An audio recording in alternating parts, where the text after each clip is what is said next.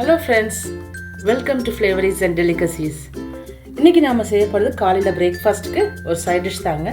அது பட்டாணி green peas கறி. இது வந்து இட்லி, தோசை, சப்பாத்தி, பூரி, ஆப்பத்து கூட நல்லா இருக்குங்க. ஸோ இன்றைக்கி நாங்கள் செய்ய போகிறது ஆப்பம். ஸோ இதுக்காக நான் இது சூஸ் பண்ணேன், பீஸ் கறி. இது பார்த்திங்கன்னா ரொம்ப சிம்பிளான இன்க்ரீடியன்ட்ஸ் தாங்க. ரொம்ப நேரம் அதிகமாக போட்டு நம்ம கிண்டி அந்த மாதிரிலாம் ஒன்றும் வேலை இல்லைங்க. சட்டுன்னு குக்கரில் அட் அ டைமில் பண்ணி முடிச்சிடலாங்க. ஒரு 1/4 மணி நேரத்துக்குள்ளே இந்த கறி ரெடி ஆயிரும். இப்போ பேச்சுலர்ஸ்க்கு, ஆஃபீஸ்க்கு போகிறவங்களுக்கு சட்டுன்னு இந்த கறி செஞ்சு முடிச்சிடலாங்க. ஸோ இப்போ வந்து பார்த்திங்கன்னா குக்கர் அடுப்பில் வச்சிட்டேன். முதல்ல கொஞ்சம் எண்ணெய் ஊற்றிக்கலாங்க.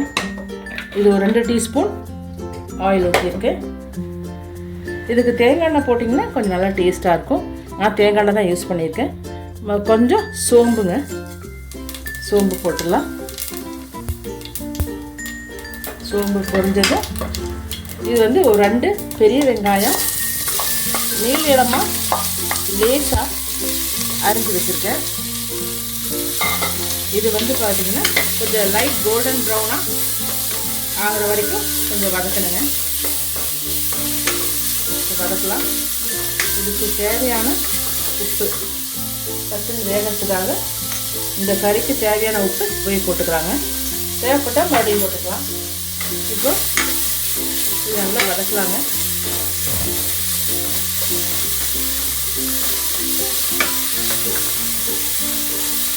இப்போ இதுக்கு தேவையான இஞ்சி பூண்டு வந்து நீங்கள் வந்து க்ரஷ் பண்ணி போட்டுக்கலாம். இல்லைன்னா விழுது இருக்கிறதுனால நான் விழுது போட்டேன்.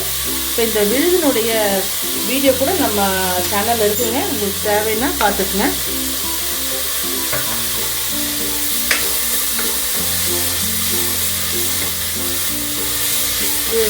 நல்லா வதக்கணுங்க.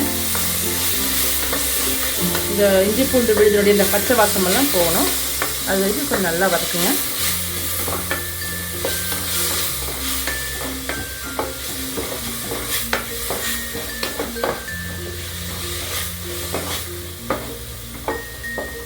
லைட் கோல்டன் ப்ரௌன் ஆகிற வரைக்கும் வதக்கலாங்க. இப்போ வந்து நல்லா வதங்கியிருக்குங்க. இதுக்கு வந்து இப்போ ஒரு 4 பச்சை மிளகா, ரொம்ப காரமெல்லாம் இல்லாத பச்சை மிளகா தாங்க 4 போட்டிருக்கேன். லைட்டாக நடுவில் கீறி விட்டு போட்டிருக்கேன், ஃபுல்லாக ஸ்ப்ரெட் பண்ணலை.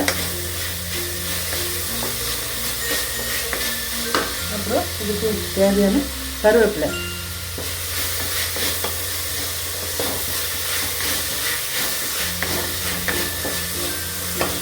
இப்போ வந்து இது வந்து பார்த்திங்கன்னா சின்னதாக 2 தக்காளி, பெருசுனா 1 போதுங்க.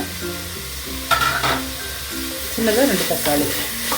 இந்த கறிக்கு ரொம்ப புளிப்பெல்லாம் வேண்டாம், லைட்டான புளிப்பு இருந்துட்டா போதும்.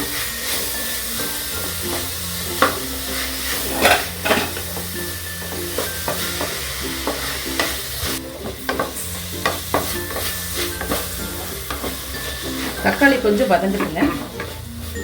லைட்டாக மேஷ் ஆனால் நல்லது. இப்போ அடுத்தது பார்த்திங்கன்னா மிளகாப்பொடி 1 டீஸ்பூன் போட்டுக்கோங்க. மஞ்சள் பொடி ஒரு 1/4 டீஸ்பூன்.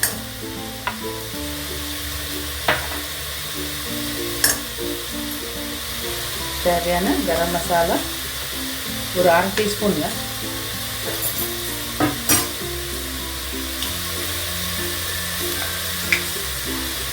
அப்புறம் பார்த்திங்கன்னா மல்லிப்பொடி நல்லா 1 டீஸ்பூன் ஃபுல்லாகவே போட்டுக்கலாங்க.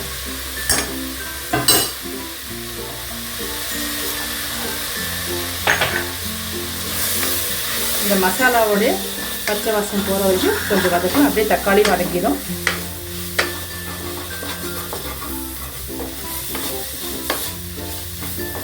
இது குக்கரில் வச்சுருக்கிறதுனால சட்டுன்னு ஆயிரும். இன்னும் ஒரு 5 நிமிஷம் தாங்க. இது வந்து பார்த்திங்கன்னா இந்த பட்டாணி ஆக்சுவலாக நீங்கள் ஊற வச்சு எடுக்கிற பட்டாணியாக இருந்தால் முந்தின நாள் ராத்திரியே ஊற வச்சு ஒரு 7-8 மணி நேரம் நல்லா ஊறினதுக்கப்புறம் தனியாக வேக வச்சு இதோடு சேர்த்துக்கலாம்.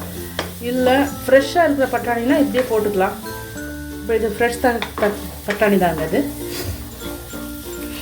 இப்போ நான் அது போட்டுக்கிறேன்.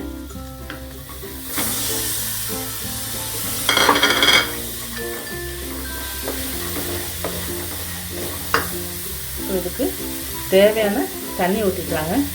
இது ஒரு 2 கப் தண்ணி கிட்ட இருக்குது.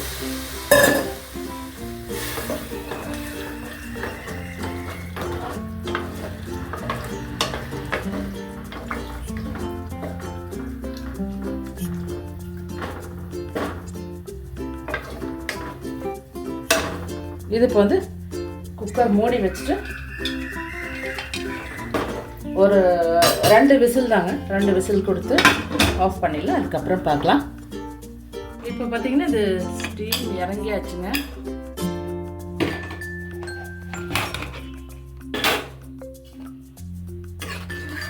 ஆயாச்சு, நல்லா வெந்திருக்கு. இனி வந்து நம்ம வந்து சர்வ் பண்ணிடலாங்க. ஆனால் அதுக்கு முன்னாடி கொத்தமல்லி தழை கொஞ்சம் போட்டுக்கலாம். இதுதான் மணமாக இருக்கும் இந்த கறிக்கு.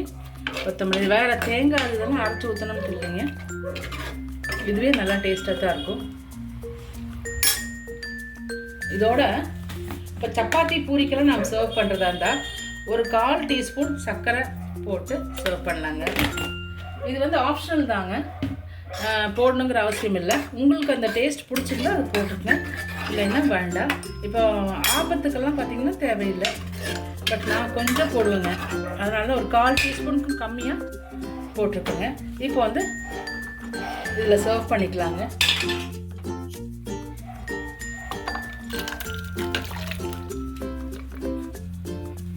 கறி ரெடி ஆச்சுங்க, சர்வும் பண்ணியாச்சு. இது இப்போ நாங்கள் வந்து ஆப்பத்து கூட தான் சர்வ் பண்ண போகிறோங்க. இந்த அளவுக்கு கன்சிஸ்டன்சி இருந்துட்டால் போதுங்க, ரொம்பவும் திக்காக இருக்கணும்ட்டு இல்லை, இந்த அளவுக்கு இருந்துட்டால் போதும். பர்ஃபெக்டான இந்த பீஸ் கறி ரெடிங்க. இதை நீங்களும் செஞ்சு பாருங்கள். உங்களுக்கும் பிடிச்சதுன்னா நீங்கள் வந்து கமெண்ட் பாக்ஸில் உங்களுக்கு இருக்கிற டவுட்டோ. இப்போ இந்த கறி ரெடி ஆகிடுச்சுங்க. இது இப்போ நாங்கள் பிரேக்ஃபாஸ்ட்டுக்கு ஆப்பத்து கூட தான் சர்வ் பண்ணுறோங்க.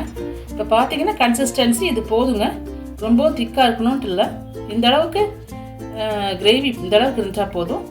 இப்போ வந்து நீங்களும் இதே மாதிரி செஞ்சு பாருங்கள். பிடிச்சிருந்தா இந்த ரெசிபி கண்டிப்பாக லைக் பண்ணுங்கள், ஷேர் பண்ணுங்கள், அப்புறம் வந்து சப்ஸ்கிரைப் பண்ணுங்கள். சப்ஸ்கிரைப் பண்ணும்போது அந்த பெல் பட்டன் அதை கொஞ்சம் ப்ரெஸ் பண்ணி சப்ஸ்கிரைப் பண்ணிங்கன்னா நான் என்னுடைய நோட்டிஃபிகேஷன்ஸ்லாம் உங்களுக்கு சீக்கிரமாக வந்துடும், உடனடியாக வந்துடும்.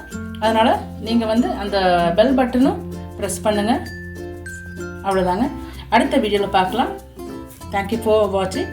பாய்.